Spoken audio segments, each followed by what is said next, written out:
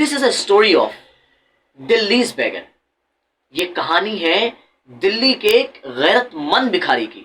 دلی کی جامع مسجد کی چوکھٹ پر ایک بھکاری بیٹھا کرتا تھا.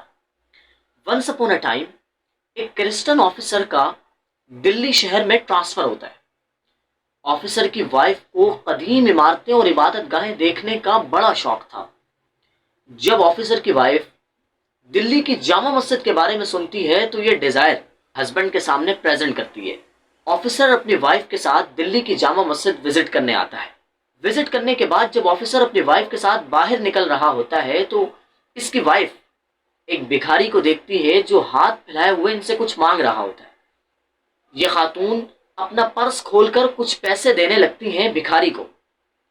ڈیورنگ دس ٹائم ان کا ایک قیمتی ہار بھکاری کی گود میں گر جاتا ہے جس کے بارے میں نہ بھکاری کو پتا ہوتا ہے اور نہ ہی آفیسر کی وائف کو. وقت گزر جاتا ہے. جب بھکاری جانے لگتا ہے تو ہار بھکاری کی گود سے گرتا ہے. He started thinking, who's this? بھکاری کو کلک کر جاتا ہے, ہاں یہ ہار اسی آفیسر کی وائف کا ہوگا جنہوں نے مجھے کچھ پیسے دیے تھے اور جو آج وزٹ کے لیے آئی ہوئی تھی. کیونکہ یہ قیمتی ہار ان کے علاوہ کسی اور کا نہیں ہو سکتا, وہ اپنے پاس محفوظ کر لیتا ہے. آفٹر سم ٹائم آفیسر کا گزر دوبارہ دلی کی جامع مسجد کے پاس سے ہوتا ہے. بھکاری بھاگا بھاگا جاتا ہے اور کہتا ہے, رکیے, آپ سے مجھے کچھ بات کرنی ہے. آپ کی ایک امانت میرے پاس ہے. آفیسر ششدر رہ جاتا ہے, میری امانت تمہارے پاس کیا کر رہی ہے؟ بھکاری کہتا ہے, جی آئی تھنک یو ریمبر کہ کچھ وقت پہلے آپ نے اپنی وائف کے ساتھ دلی کی جامع مسجد کا وزٹ کیا تھا. انہوں نے جب مجھے کچھ پیسے دیے تھے تو اسی اسنا ان کا ایک قیمتی ہار میری گود میں گر گیا تھا جسے میں نے بطور امانت محفوظ کر لیا ہے. آفیسر کہتا ہے کہ اس ہار کے بارے میں ہمیں تو پتہ ہی نہیں تھا کہ یہ ہار کہاں گما. اگر تم اس ہار کو محفوظ کر لیتے اور پھر اس کو بیچ دیتے تو یقیناً ایک ہیپی لائف اسپینڈ کر سکتے تھے. بھکاری کیا جواب دیتے ہیں؟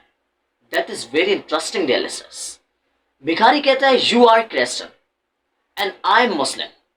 ان دا ڈے آف ججمنٹ آپ کے نبی یعنی حضرت عیسیٰ علیہ السلام ہمارے نبی یعنی حضرت محمد صلی اللہ علیہ وسلم سے یہ کہتے ہیں کہ آپ کے امتی نے میرے امتی کی ایک چیز چھپا لی تھی اور پھر اس کو ریٹرن بھی نہیں کیا تھا. پھر اس کی وجہ سے ہمارے پیغمبر حضرت محمد صلی اللہ علیہ وسلم شرمندہ ہوتے ہیں.